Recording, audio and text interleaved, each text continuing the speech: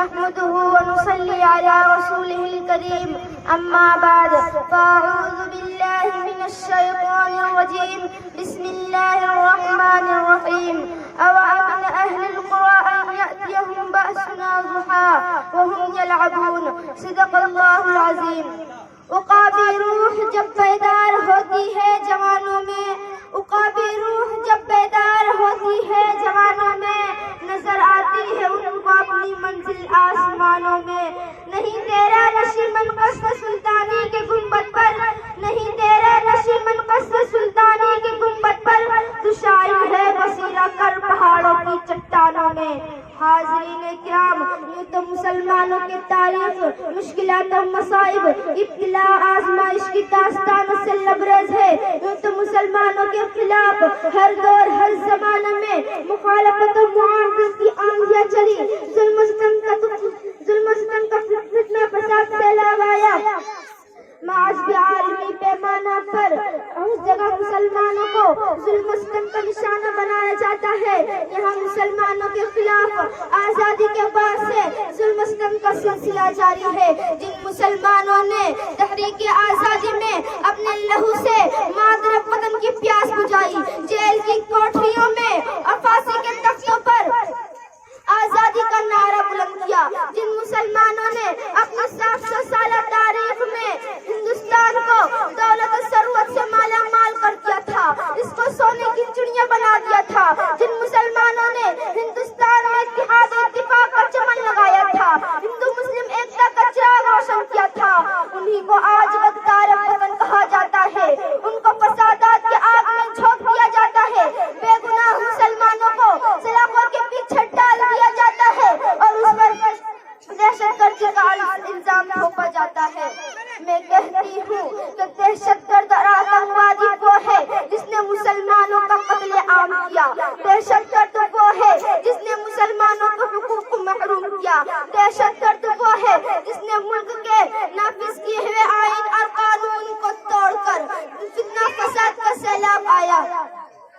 کیا ملا ہمیں آزادی کے بعد گجرات میں جلتے ہوئے مکانات امرتسر کے دنوں رات جمشید پور کی جلتی ہے تڑپ کی لاشیں مظفر نگر کے دل دہلا دینے والا حادثہ بابری مسجد کی شہادت اور ستم والا اسلم ہمیں غیر ملکی کہہ کے ملک کے مدد کرنے کی کوشش کی جا رہی ہے ارے یاد کرو وہ وقت کو جب تم انگریز کی غلامی کر رہے تھے غلامی کا تو تمہاری گردن میں پڑا ہوا تھا یہ ملک ہندوستان آزادی کے لیے ترس رہا تھا اس وقت اس ملک کی گود میں پرورش پانے والا کوئی مائی کا لال اپنی جرات نہیں کر سکتا تھا کہ وہ انگریز کے خلاف آواز اٹھا سکے دنیا کے سپر پاور طاقت کا مقابلہ کرنے کے لیے اپنی آواز کو بلند کر سکے دیکھو ہماری بے باکی کو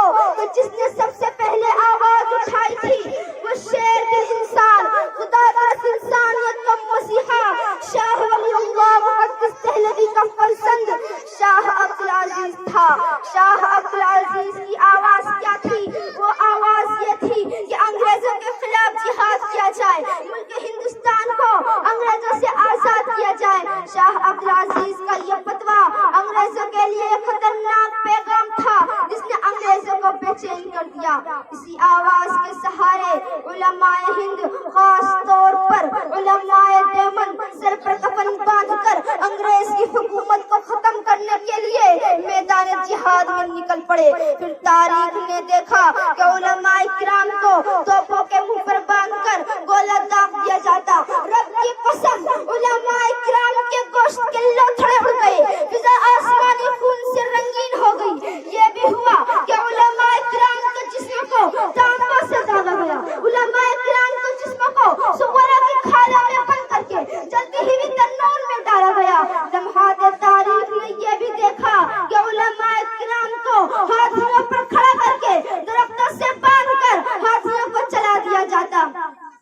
لاہور کی شاہی مسجد کے صحن میں انگریزوں نے ایک پھانسی کا کنڈا بنایا تھا اور اس میں ایک دن میں 80 علماء کرام کو پھانسی دی جاتی تھی لمحات تاریخ نے یہ بھی دیکھا کہ علماء کرام کو بوریوں میں بند کر کے دریا میں ڈال دیا جاتا تاریخ شہادت دیتی ہے کہ پورا دریا کا پانی علماء کرام کے خون سے سرخ ہو چکا تھا مگر نہ کسی عالم نے